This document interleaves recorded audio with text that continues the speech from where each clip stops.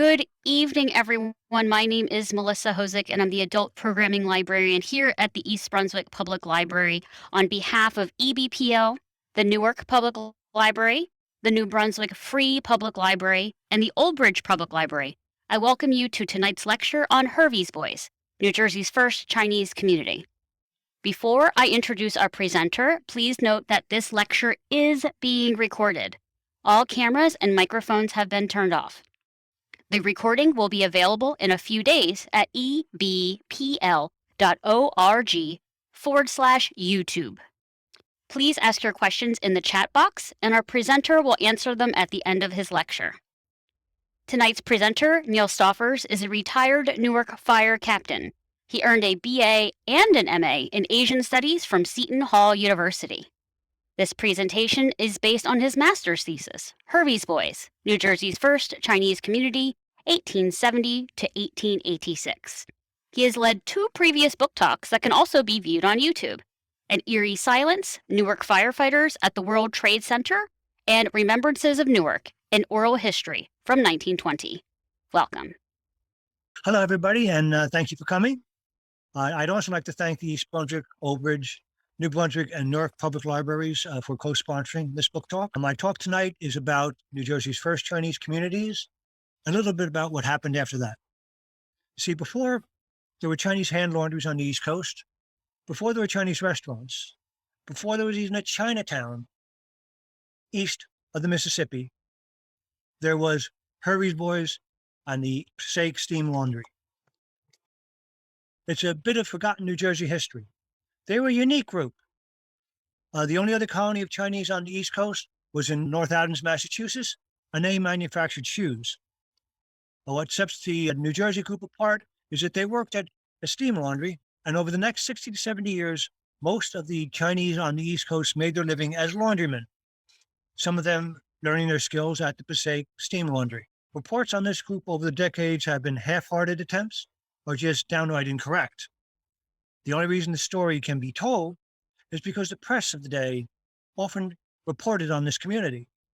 There are also a few legal documents that provide some more other sources.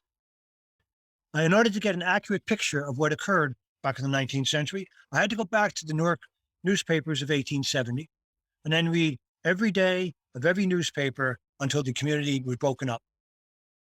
So the year is 1870, and these are not the good old days. Welcome to the 19th century. No planes, no cars, no highways, no phones, no radio, no TV, no movies, no computers, no internet, and God help us, no smartphones. The first trans-Pacific telegraph cable is laid in 1902.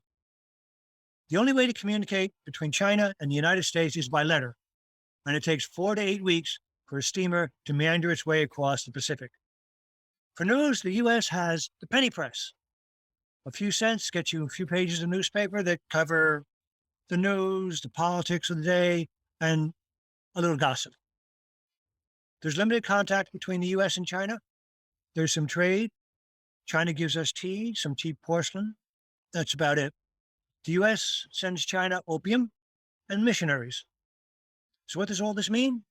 It means these guys are isolated in a strange country that is hostile and sometimes violent. What do I mean by violent? The LA massacre of 1871, 17 killed. The San Francisco Sandlot riots of 1877, 4 killed. In 1880, riots in Denver, they burned down Chinatown. 1885, Seattle riots, 1 killed. Then Rock Springs, Wyoming, later in the year, 28 killed. And Congress actually passes a bill to pay an indemnity to the families of the victims. Tacoma, Washington, later on that year, not a good year. All of the Chinese are forced out of Tacoma. 1887, in Oregon, 31 killed. This is not a good time to be Chinese in the Western United States, which may be why the men were so eager to come to the Passaic Steam Laundry, said to be the most extensive of its kind in the country. It's just across the Passaic River from Belleville in what the newspapers call a quite rural district. Now, the papers always refer to it as being in Belleville because Belleville is the only population center in the area. And there's a lot of interaction between the people in Belleville and the men in the laundry. The laundry washes and irons newly manufactured shirts for the New York market. And the primary workforce was young Irish girls who were more interested in finding a husband than a career as a laundrywoman. The man of the hour is Captain James Hervey. He's a former sea captain. He left the sea in 1855 to start the laundry business, and he's looking for solutions to his labor problems. Hervey claimed to have lost over $10,000 over the past year because of his labor situation. That's almost $100,000 in today's money. He says the girls neglected work. They were always off at picnics or parties of some kind. So the question, did he take the example of North Adams? They're not quite the same. In North Adams, the Chinese labor was brought in to break a strike. Captain Hervey is looking for labor to add stability to his labor force. The indications are that he is aware of what happened in North Adams, and he hops on a train and goes to San Francisco to speak with the man who set up the North Adams labor. The man's name is Cornelius Kuppenskep. He's called a Chinese labor broker, but when Captain Hervey arrives in San Francisco, he finds that Kuppenskep is in Massachusetts, checking on the situation there. Then Hervey goes to see George Sanford. Mr. Sanford managed a workforce of 10,000 Chinese laborers who built the Central Pacific Railroad over the Sierra Nevada. Sanford sends him to a labor broker. Hervey sits down with Young and negotiates for 75 Chinese men to come to the Passaic Steam Laundry, earn $30 a month for 3 years. He pays Young $1 per signature, $1 per man, then leaves $120 per man to pay for the transport across the continent. The captain is already invested over $150,000 of our dollars today in his workforce, and they haven't set foot in New Jersey yet. Then he gets back on the train, heads for Jersey to prepare for his workers, speaks with railroad personnel along the way to make sure that their travel is smooth.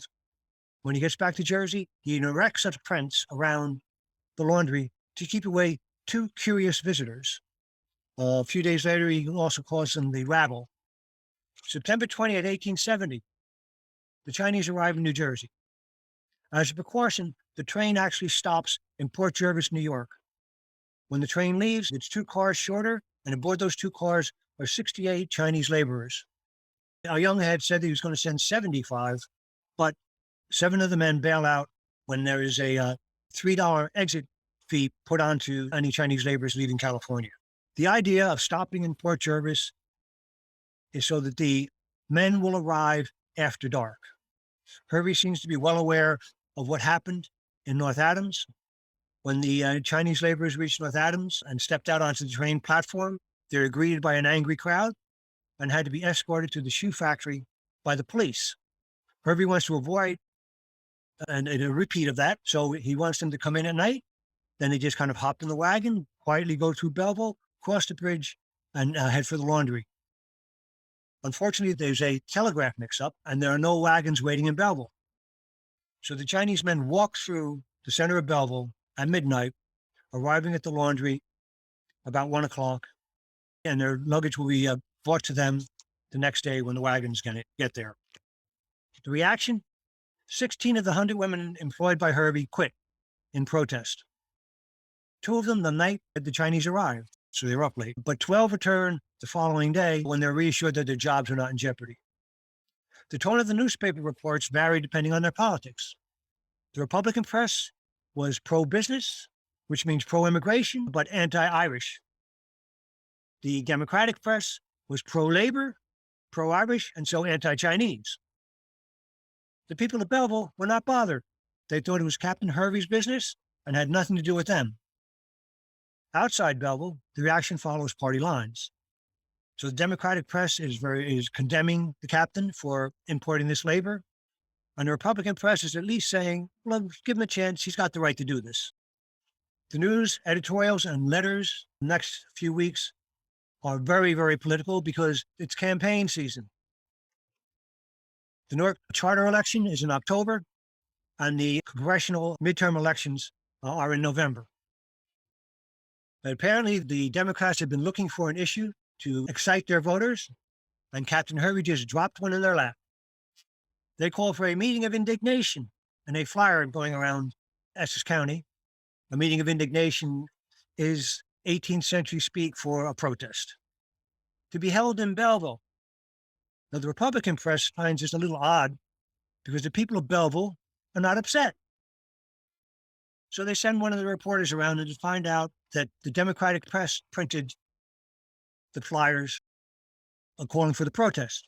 Now, the Democratic candidates show up in Belleville, and depending on which newspaper reports it, they either are addressing a angry crowd of workmen, 300 to 400 strong, or 200 or so just curious bystanders. The Democrats say the crowd is angry. The Republicans say they're bystanders. They begin to paint a doomsday picture. They say the Chinese are going to drag down the wages of American labor, which is a little strange because the papers have already published how much the Chinese are getting paid per month. Their salary is $30 per month. Now, the women at the laundry are working for piecework now, but they only got that the previous August. Before then, a first-class ironer earned between $20 and $25 a month. The second-class ironer earned between $14 and $16 per month. So Captain Hervey is paying a premium for his Chinese laborers to bring some stability to his workforce. The Democrats continue with their fear-mongering. They tell tales of Chinese assassins belonging to an organization called Qi, that's Q-U-I-H, who are going to come and assassinate Americans in their bed. Then there are claims that the radicals, that's the Republicans, are going to import hundreds of thousands, if not millions, of Chinese laborers, enfranchise them, then put them in key districts around the country, and rob the next presidential election. So the Chinese will then rule the country. One speaker compares the shackles of slavery to the Chinese situation and says the shackles were mild compared to the situation the Chinese are in now because the Chinese don't have any of the softening influence of females around them. The Democratic press starts to show signs of frustration as the election approaches because labor, none of the workers are upset. And the voters are not impressed. The Republicans take the Newark charter elections. But the larger election, the midterm elections, are coming up in November. And so the Democrats continue with their scare tactics and their exaggerations, but to know if the Democrats lose one seat in New Jersey. And in the laundry, the atmosphere in the laundry is peaceful. The girls and the Chinese get along fine. The girls who are teaching the Chinese are nicknamed China women, but this is said in jest, not in anger. And the men are said to be quick studies. One of the newspapers reports that the girls are apparently not displeased because, and this is a quote from the newspaper, if a woman is dissatisfied, someone generally hears of it. The only trouble the captain has is supplying water for baths for the Chinese because they want to bathe twice a day. Now, this is the end of the Jersey summer, and they are working in a steam laundry, so I'm not going to blame them for that. But the papers point out that the Chinese have been an immense advertisement for the laundry. If you lived in what we call the New York metro area today, if you live in that area and you hadn't heard about the Passaic Steam Laundry before, you know about it now. But after the election, the novelty wears off, and Captain Hervey begins to limit access to his workers so they can actually work. By November, few people come to see the Chinese, and the Cantonese men are just become part of the community. But this colony remains to be exclusively male throughout its existence. So life in the colony, what is life like? Life is work. 6 days out of the week, they do get one day off, as in the American tradition, but the people of Belleville are very curious about their new neighbors, and they find it to be their moral obligation to bring the gospel to them. So they begin a Bible study school where they teach English, they teach about America, and they also bring the gospel to the Chinese. Captain Hervey appears to be very happy with the results. In May of 1871, the number of Chinese reached 100, but Hervey has also hired more girls. So apparently his free advertisement is working very well and the business is good. In July of 1871, 52 more workers arrive. And now there are 172 Chinese laborers at the laundry. And this is the highest number that's reported in the press of the day. The closest competition to the Passaic Steam Laundry is the Belleville Steam Laundry across the river, owned by a Major William Blewett. And Mr. Blewett swears that he will never hire Chinese labor. But by 1874, an article appears in the paper stating that the labor shortage at all the laundries is affecting Blewett's laundry also, and he's been forced to hire 30 of Captain Hervey's former workers. Now, the Passaic Steam Laundry now can support an independently run store, a Chinese grocery store. Captain allows to be run in the dormitory. They sell tea and they sell snacks to the Chinese. But the road is not always smooth. Some of the men began gambling at night for pennies, and they can't get up the next morning to go to work. So the captain orders them to stop, and when they don't, he fires the two ringleaders and sends them back to California. Then there's another incident where one of the men writes to someone in California telling them that they don't treat him right at the laundry. The group doesn't treat him right. The contents of that letter gets back to the laundry, and the Chinese duke it out for half an hour. By the time they're finished, 5 of the workers are too injured to work the next day. The captain also supplies a room for the Chinese to study their English and their Bible. Interactions with the outside. The rules of seclusion are relaxed, someone announces in July of 1871, which is a little strange because that same newspaper reported Captain Hervey as saying that the Chinese can come and go as they please 3 days after they arrived. But for whatever reason, Hervey's boys, as they're now called in the press, are often seen in Newark shopping and enjoying the window displays. And they reportedly had developed a penchant for firearms, which leads to an incident on the Passaic Bridge. That would be the bridge that goes from Belleville to Kearny today. It seems it occurs on a Sunday morning. The Chinese are returning from church in Belleville when a group of Midland Railroad workers are also crossing the bridge. One of the railroad workers takes a rock and throws it at the Chinese, striking one of the Chinese in the chest. The Chinese promptly draw out their revolvers and begin to fire. By the time the incident is over, the Bergen County Sheriff is on the scene, arrests the man who threw the rock. Since there are no other injuries, the Chinese put their weapons away and they walk back to the laundry. The next day, the incident is reported in the press, and then they state, who's to say the Chinese are not becoming Americanized? They go to church with their weapons in case they are attacked, just like our ancestors did. Then there's the case of Nimbus Singh. Nimbus Singh is a young man in the laundry who has fallen in love with one of the Irish girls. The girl is now leaving the laundry to go for another job in New York. So Mr. Singh follows her onto the train, and before he reaches Jersey City, he gives her a hug and screams his affections. She promptly screams bloody murder, gets off the train in Jersey City, and has him arrested. She goes on to New York. He's taken to the Jersey City police station, where he's the guest of the Jersey City police for the evening. He's released the following morning with the promise that he'd go back to his friends at the laundry and leave the girl alone. Another incident that occurs is just a little darker, is one of the Chinese men from Blewett's laundry withdraws money from a Newark bank, gets on a train and heads west. One of his co-workers then shows up at Newark Police Headquarters and says he's been robbed.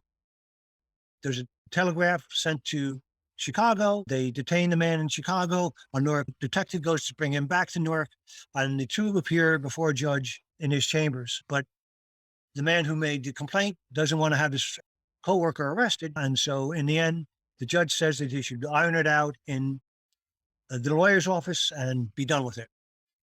In August of 1875, Captain Hervey sells the laundry to George Casebolt. And Mr. Casebolt is now the proprietor until the 1890s. Americanization. Well, first, they are only working 6 days out of the week. So they have that American habit immediately. But then they go on strike for increased wages. And by 1875, they're paid by the piece, just as the girls are paid by the piece. In 1884, though, they have a much more serious labor problem. They struck because of the dismissal of one of their co-workers. He was caught crumpling up a shirt, a poorly ironed shirt, and throwing it into the laundry again, which they had been warned they should not do or they will be fired. The superintendent of the laundry sees this and fires him. The Chinese hear about it and go on strike. They go back to their dorms and they appeal to Mr. Casebolt. Mr. Casebolt upholds the firing. So the Chinese come running out of the dormitory after the superintendent of the laundry, who sees discretion as the better part of valor, slips out a side door and goes to the property next door of the Jersey City Waterworks. The watchman of the Jersey City Waterworks is a retired Newark cop. He puts on his old uniform, he gets his billy club out, and he goes out to face down the Chinese, who want no problem with the law. So they back down and go back to the dormitory. But now they've got themselves into a bit of a pickle because Mr. Casebolt says they either have to accept the firings or he'll disband the community. Now, one of the things that the captain and Mr. Casebolt has allowed is for a Joss temple to be maintained on the second floor of the laundry. And this temple is visited by men from all over the area. So they have to go to New York now because it involves more than just the men in the laundry. If this community is disbanded, they have to go to New York and they meet in the newly formed Chinatown and discuss it with the leaders over there and decide that they have to accept this because of their Joss temple. But this does not leave the community unscathed. One report put the number of workers at 50 to 60 when the strike occurred, and it has dropped to 36 by the time of the New Jersey census in mid-1885. The Lunar New Year. This is when there's more accurate reporting on Chinese customs. People actually get serious about things now. The newspaper reporters do anyway. The first celebration is 1871. Captain Hervey gives them 4 days to celebrate, which is not the 15 days, but beggars can't be choosers. The 15 days that normally goes with Chinese New Year. So the Chinese are reported to go around the dormitories visiting each other. They have dignified ceremonies to honor their ancestors. They have dinner, and on the final day, they have the fireworks display. But because they are in a rural district, there is room for celebration. The celebration expands. By 1874, it's reported that 100,000 firecrackers are set off before they go to their dinner. The Chinese from the region come to the laundry to celebrate. One reporter is told that nowhere is a festival celebrated with more eclat than at the laundry. And during this period of time, you get the first description of daily life, the only description in the 16 years that the press reported on it of daily life, just a short little blurb describing their day. They don't say when the Chinese begin work, but at noontime, when they go for lunch, they have a 10-minute break to eat lunch. Then they work till 6 p.m. They end, they have dinner, they relax for a little bit, and then at 9:30, it's lights out. And the following morning, they start all over again for 6 days out of the week. What draws everybody to the laundry for the celebration is not just the space for celebration, but the Joss temple. It's considered good luck to be very auspicious to pay your respects to the Joss temple at the beginning of the new year. So men from all over the region, from New York and New Jersey, come to the laundry for the New Year celebration. They come by train mostly. Some come by carriage with drinking liquor along the way. Some will come with their Irish wives, and they have a blast. A newspaper reporter sees the fireworks display and then promptly says that the Americans have a lot to learn from the Chinese when it comes to pyrotechnics. But it's not an inexpensive celebration.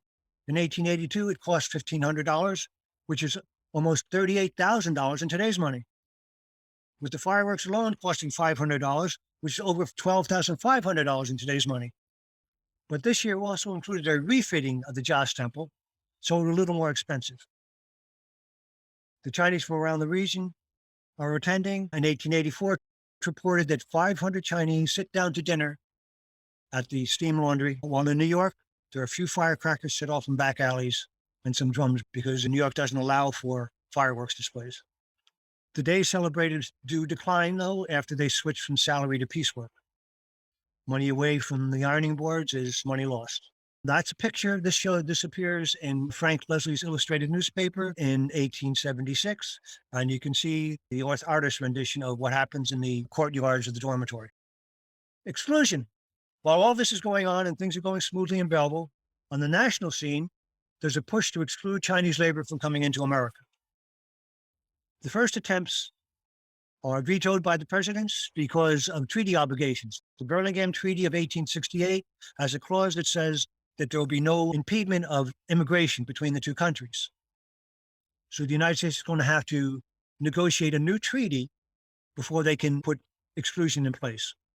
In the meantime, the Page Act is passed. The Page Act is the first act passed by Congress to limit immigration, and its aim is Asian women. Now, to understand this, we have to go back to San Francisco in 1870 and their census. In San Francisco's 1870 census, there was a Chinese population of over 12,000. Close to 1,900 of those are women. But 1,400 of the women make their living in an immoral way. I'm not sure who's out there, so I don't want to get too graphic.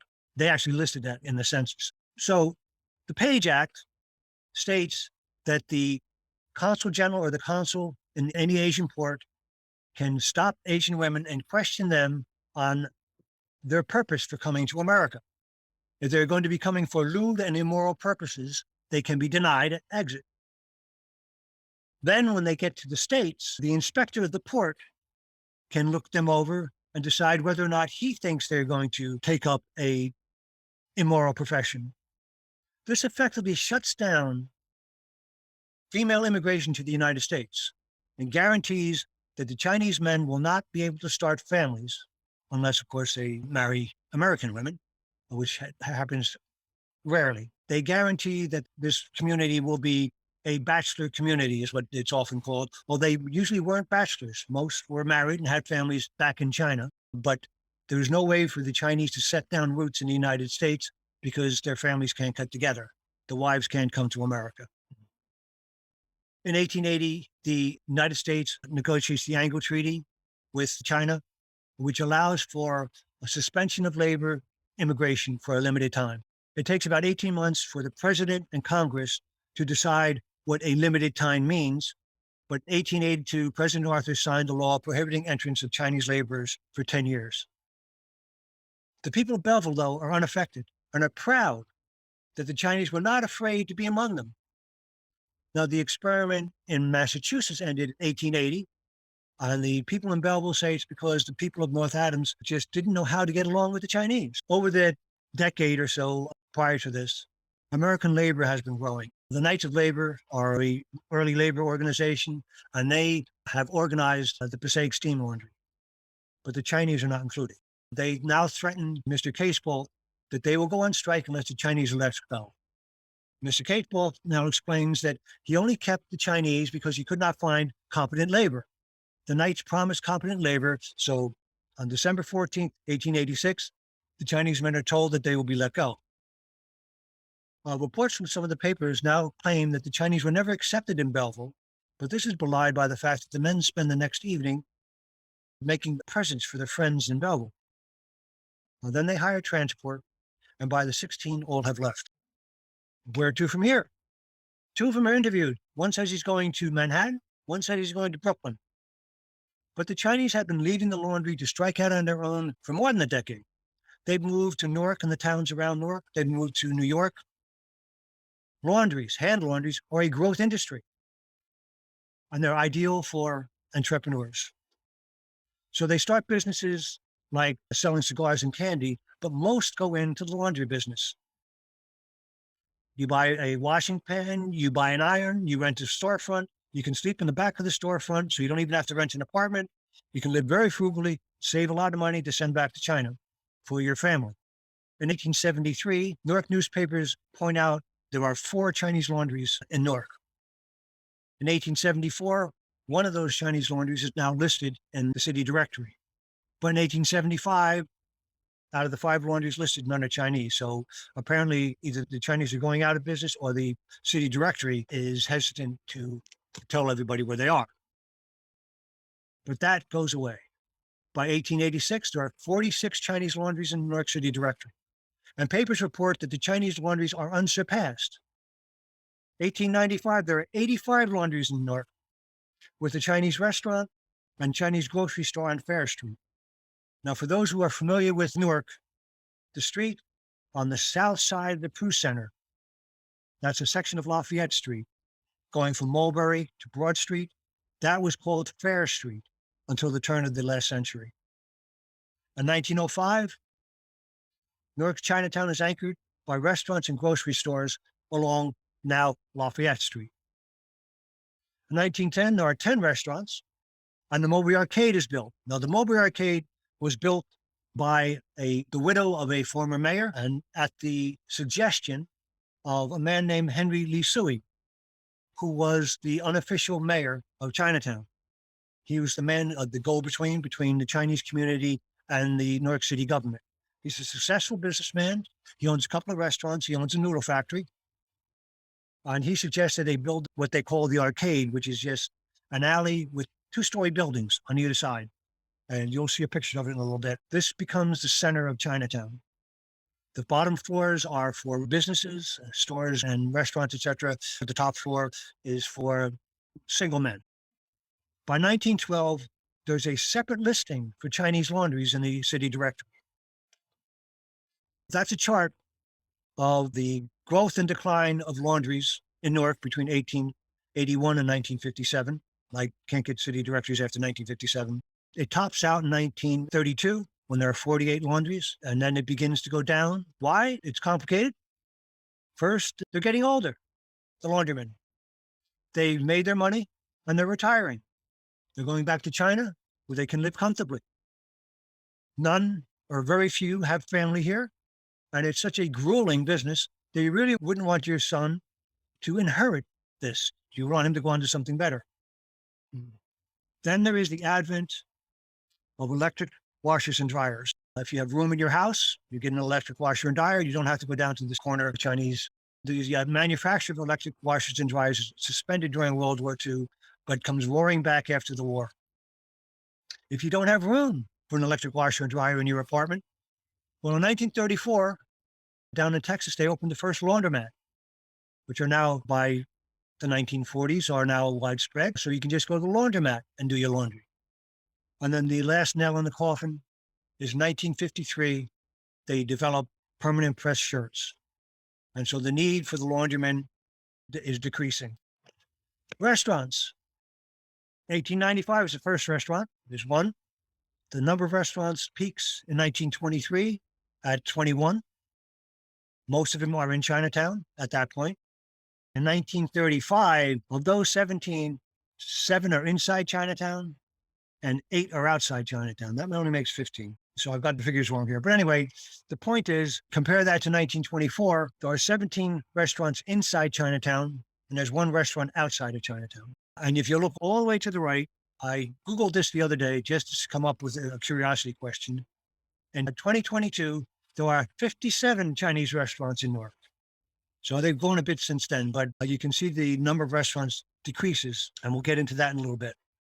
Now, somebody sent this to me after I gave this presentation pre-pandemic. This is a master's thesis by Zhe Meng or Meng Zhe, depending on this, you want to put it the Asian way, the European way. It's a thesis for his master's that he wrote in 1924 for the political science department, in which he had to do surveys. They did 468 surveys that were distributed in the city, and the surveys were passed out by 4 Chinatown high school students. So this is the Chinese surveying the Chinese for a Chinese student. Of all the numbers that we're going to talk about, these are probably the most accurate numbers there are. Citywide, there are 454 males and 16 females. Not a good ratio. But that's an extraordinary ratio compared to the rest of the country. Now, Chinatown runs along Mulberry Street in Newark from Hamilton Street. It had originally started on Market Street and went down to Lafayette Street, but then Market Street became the rents went too high, and so they moved it further down. So it goes from Hamilton Street, which is just north of Lafayette, down to Green Street. And then there are 3 blocks on Liberty Street that are included, but those blocks would be mainly residential. So the restaurants and the stores are on Mulberry Street. Other things about Newark's Chinatown. On Sunday, it became the social center for all the Chinese in northern New Jersey. The one day they have off, people from as far south as Trenton come to Newark, where there are relative friends club rooms. That's what they were called. They were paid for by wealthy members of the community. They probably had, Mr. Meng is guessing, that they have either a connection with a home village Most of the people in Chinatown come from only 2 villages in Toisan County in Guangdong province. So it's either a village connection, or there may be a surname connection, or some other sort of way of having a relation, and they go to the separate, whatever friend relative room is appropriate for them. The rooms have overstuffed chairs in them. They've got a kitchen supplied with food, and people go there just to sit around and talk, just to sit in a cushy chair and relax, to make a meal and share a meal with each other and just socialize.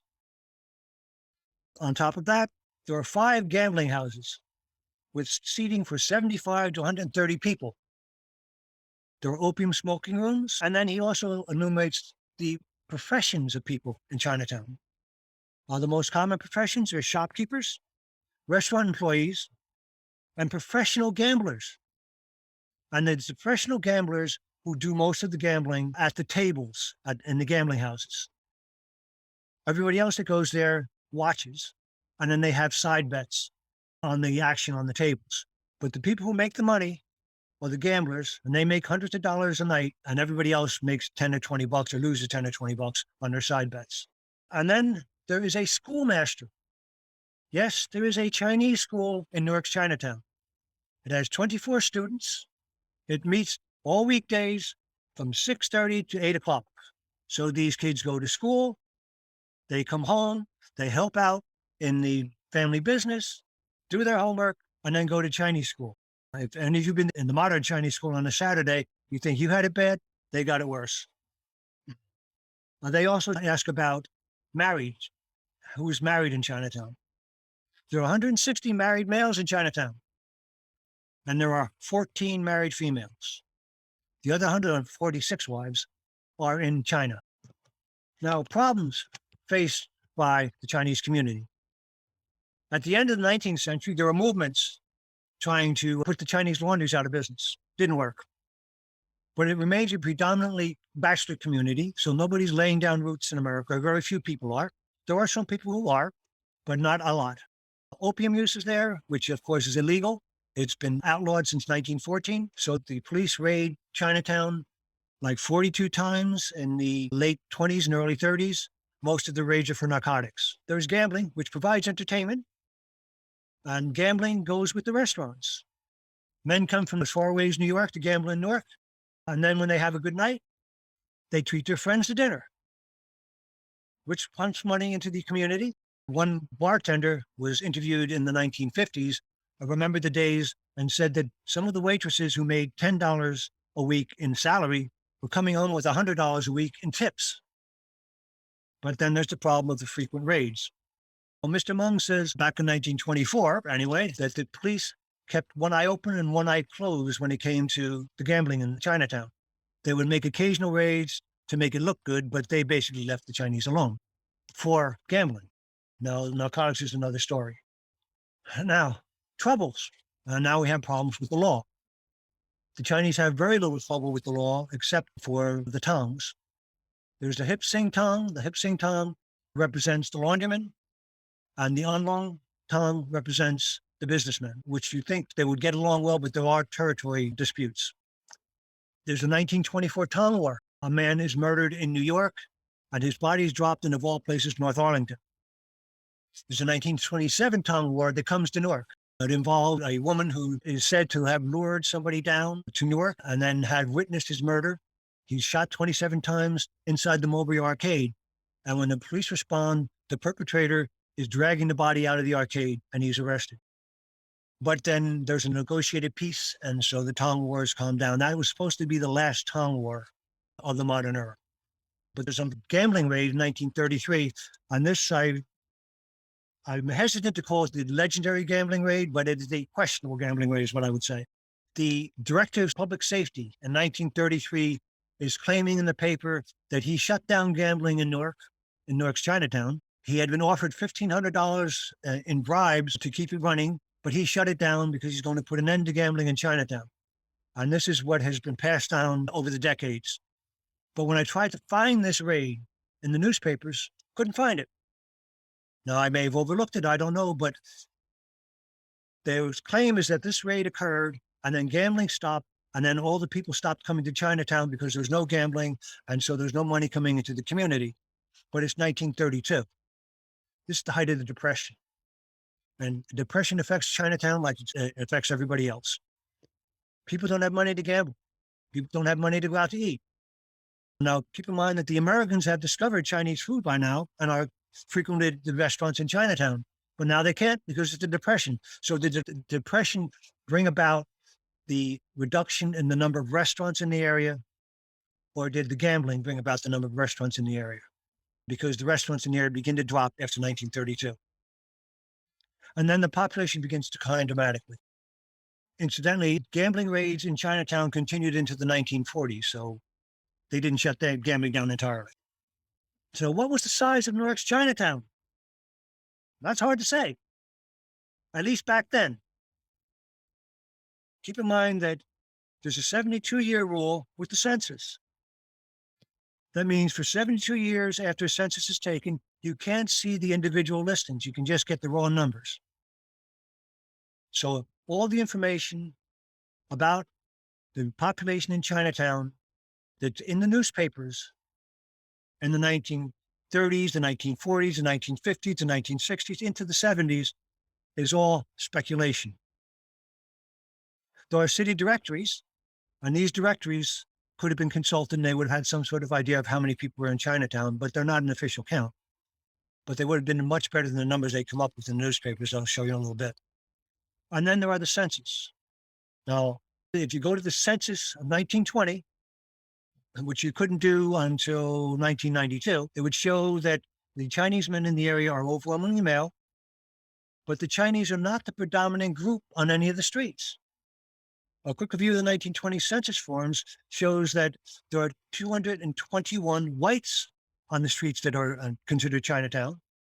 There are 106 Chinese, and there are 66 African Americans. Now, if we go back to Mr. Meng's report, you remember there are 335 Chinese in Chinatown. And there's an explanation for that. Mr. Meng says in his report that after the Boxer thing, which would be the Boxer Rebellion of 1900, the population in Chinatown decreased. But over the last few years, now he's there in 1924, so back to about 4 years, the population has increased dramatically. So it's gone from 106 in 1920, it goes up to 335 in 1924. And then some nostalgia is creeping in with some of the reports. In 1965, an opinion piece says that the dens and gambling raids were forgotten. Keep in mind that being arrested for gambling or for opium is a misdemeanor. You pay a fine, you leave. It's kind of like getting a traffic ticket. The Newark police chief in 1924 told Mr. Meng that he had no problem with the Chinese at all. The Chinese more or less kept them among themselves.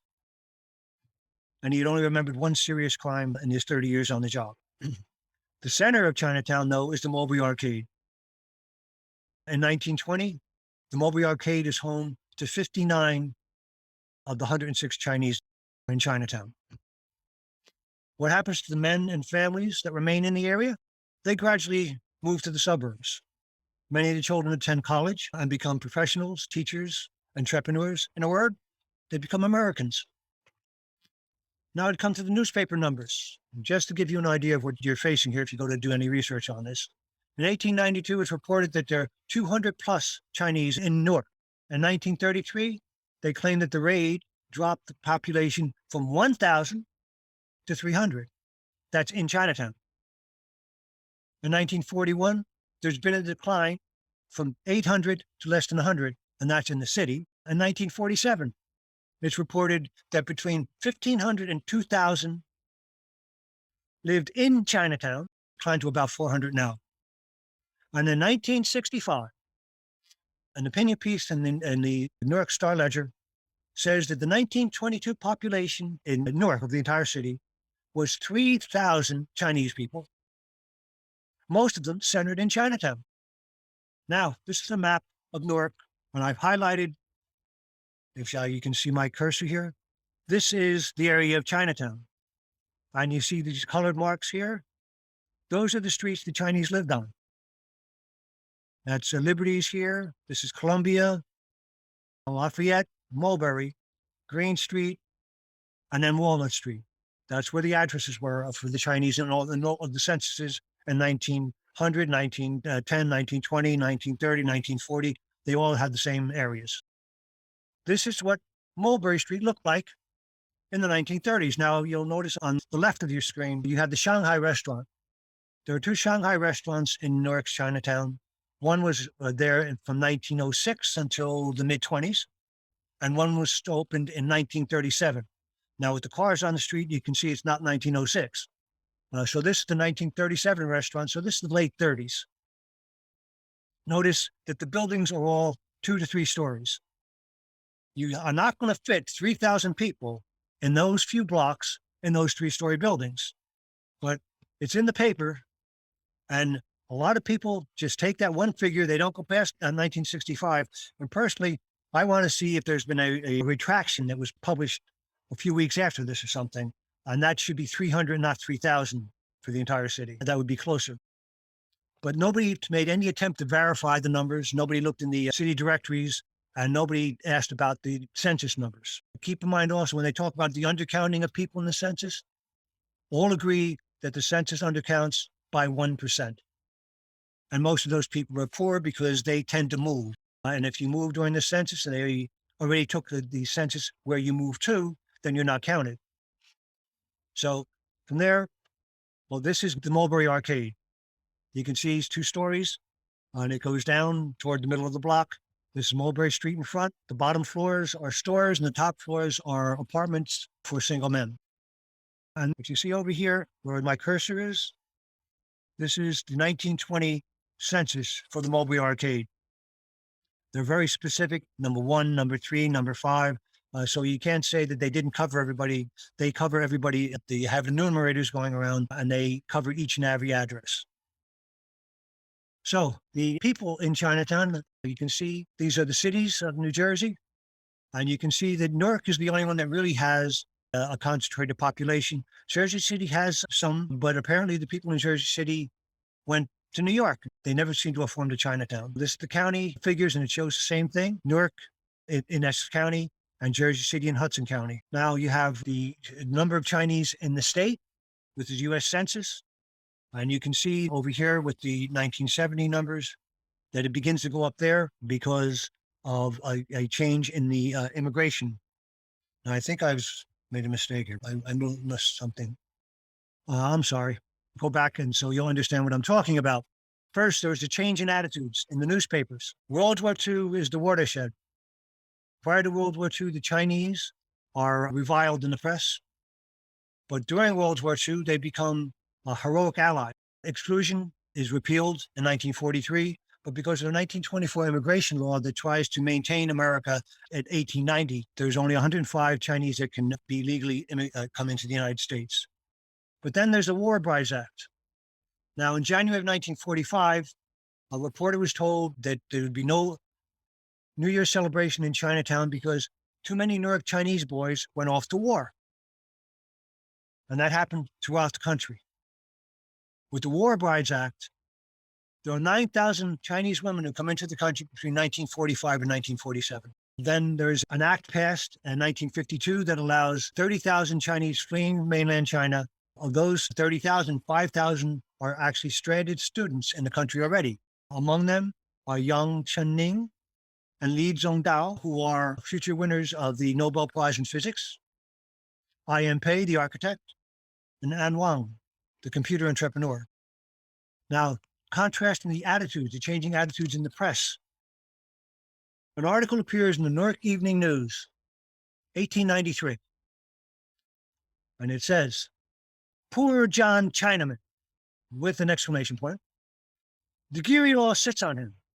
The Supreme Court decision steps upon him. And now a hospital in this state of New Jersey offends him by refusing to admit him. Poor John Chinaman," with an exclamation point. Now, the opinion press piece in the Newark Star Ledger, 1965. Newark has been the poorer and sadder for the loss of a wonderful group that contributes to the culture and economy of the city, not to mention the loss of a very law-abiding group of people. World War II is the change. Now we go to immigration reform, and now the other graphs are going to make sense. 1965, the Hart-Celler Act is passed. And this act allows a quota of 20,000 for every country outside the Western Hemisphere. China's quota comes from Taiwan. We have no relations with mainland China. Between the mid-60s and the mid-80s, 150,000 Taiwanese graduate students come to America to study, and 97% stay. Peter Kwong, a scholar who has studied New York's Chinatown and the Chinese in New York, came up with the term uptown Chinese and downtown Chinese. The uptown Chinese are those who live uptown. They're educated professionals. They are the Taiwanese students. The downtown Chinese are the waiters and waitresses and seamstresses of Chinatown. 1979, the recognition of China moves to mainland China, to the People's Republic, and the People's Republic gets China's quota. Congress then promptly passes the Taiwan Relations Act, and Taiwan gets its own quota. So now mainland has a quota, Taiwan has a quota, Hong Kong has a quota of 600, and the ethnic Chinese don't count toward the Chinese quota. So if you leave Taiwan and go to the Philippines and then come to the United States, you're counted in the Filipino quota, not the Chinese quota. Even though you know you're Chinese, the immigration department doesn't think you are. Now we'll make sense of these figures. As I said before, this is the area that Chinatown was in, and these are the type of buildings it had. And that's the Mulberry Arcade with the two-story buildings down that 59 men lived in on the second floor. There is the census that shows that the buildings are full of people, and so you really can't say that they skipped anybody. And then the figures of Newark and Jersey City, showing that Newark is really the only concentration place where there's a concentration, and Essex County and Hudson counties that show those are where the concentrations are. And this is the immigration reform. You can see from the 1970 census that it begins to climb, and it just skyrockets from there.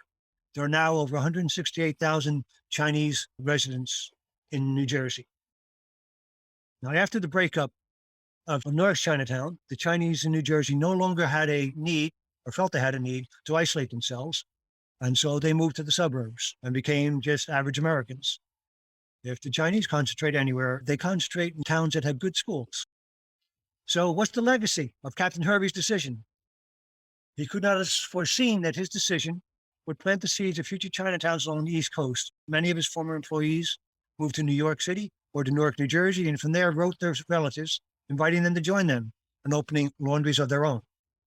This is from Irish Chong's The Chinese in America, A Narrative History.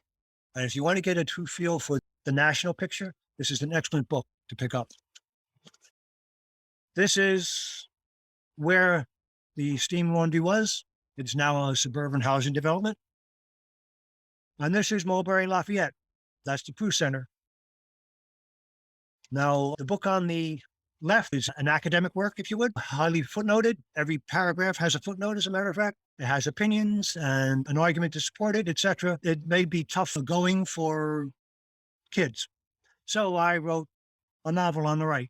It's a young adult novel aimed at older children and teenagers that is based on my master's thesis and will give them a feel for what it is like, although it is fiction. But it'll be fun to read. And you can get both of these on any sites that you shop for books. I used a printer called Lulu, Lulu.com, and they sometimes have sales, so you might get it cheaper there. So that's it. We do have some questions. When you were doing the research and you were talking about the restaurants and you had that table, when you were doing your research, did you come across any photographs of those restaurants or anything kind of depicting what they were like at that time? No, it's very hard to find photographs. I assume that people who lived in Chinatown have photos. I did interview a few people back in the 90s. I interviewed them who lived in Chinatown, but they didn't offer any photos or anything like that. I talked with one man who grew up, whose father actually owned a jewelry store in Chinatown. Seton Perrette was his name. He grew up around Chinatown, but he only had pictures of people reading newspapers, etc., on the walls. He didn't have any pictures of the restaurants. So you could probably get them somewhere, but I can say the State Archives doesn't have, that I went to the State Archives. The city of Newark may possibly have them. I didn't do an in-depth study there. You could get hold of the New Jersey room, the Charles Cummings New Jersey room, and ask them. But no, I can't say there's any, I haven't seen any pictures of it. Are there any places in Newark where the Chinatown was that are little bits that you can still see of it? Is there a way that people can kind of retrace that path, or do you really recommend just going through the books that you've recommended in this presentation? Who plays Chinatown? I mean, they ripped down the firehouse on the corner. There was a firehouse on the corner of Mulberry and Lafayette Street that the kids in Chinatown used to play with the firemen, and that they ripped that down too. It's now parking lots and the Prue Center. So I don't think there's anything left of Chinatown at all. What motivated you to study this, and do you speak Chinese? I do speak Chinese and I read it also. Yeah, it says Baijian on the book, just to show some proof of that. I had a graduate course on how the American press covered the Chinese over the past century and a half or whatever. And in doing research on that, I ran across a reference to the Passaic Steam Laundry, and I had never heard of it. I grew up in Newark. Belleville is right north of Newark. I grew up in Bellisburg, so I'm away from Belleville, but still, I'd never heard of it. And so I became curious about it. And I ended up writing a paper on the beginnings of the Passaic Steam Laundry for this professor. And he became my mentor for my master's thesis and encouraged me to continue on with it. Is it accidental that the New York City Chinatown also has Lafayette Street and Mulberry Street? I know that there are references in the newspapers over the past 100 years that say things like on the appropriately named Mulberry Street when they're talking about Chinatown. But Mulberry Street was Mulberry Street and Lafayette Street was Lafayette Street before there was Chinatown there. I assume that the same is true of New York. New York's Chinatown, from what they say in the papers of the 1880s, actually started around Baxter Street and then spread from there. Can you tell us a little bit about the people that you met and interviewed to find out more about this story and this community? Okay, I pointed out the Shanghai restaurant.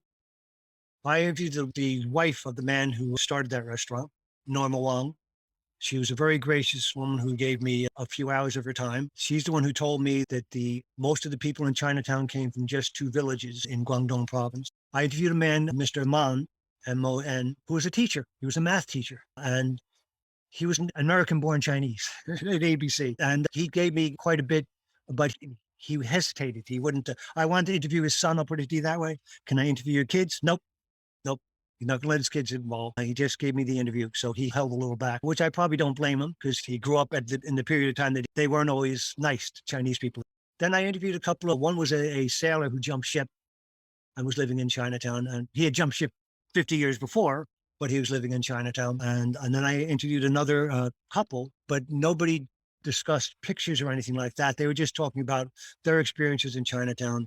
I actually took an oral history seminar in, of all places, the Chinatown History Museum at the time. They were trying to preserve New York's Chinatown, so they gave an oral history seminar and a supporter of it at the time. And so I took this seminar, which gave me a whole nother project to do with the fire department. But before that, I interviewed these people. So I think back on the interviews and I like to kick myself that I hadn't put them off until after I found out how to interview people. So they were not as productive as they could have been. Collecting oral histories for many communities so these memories are saved is so important, and it's a very delicate thing you do. That you took that on was and had a class is actually really neat. So we are at the end of our time for this evening. Thank you for sharing the process and bringing these stories to light. It's my pleasure. Take care.